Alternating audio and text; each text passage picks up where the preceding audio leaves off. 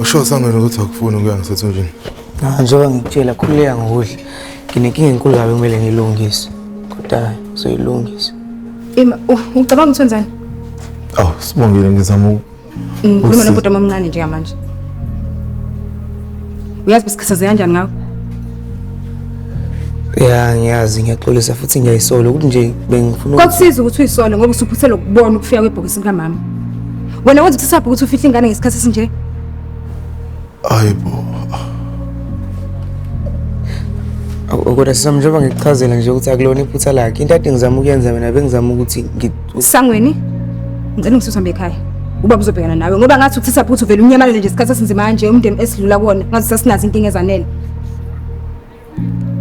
Hamba Sangweni.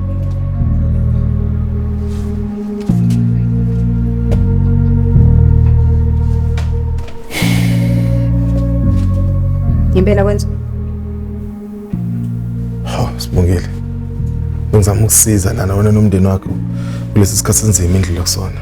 Jikijela sakubona ukubaleka kokudinga kwakho ukwesekwa esikhathini esinzima obhekene naso kwenza. Angithi mina uthi angikwazi ukweseka. Noma ngifuna ukwesekwa wena kwenza. Wena ungasho into eshoyo.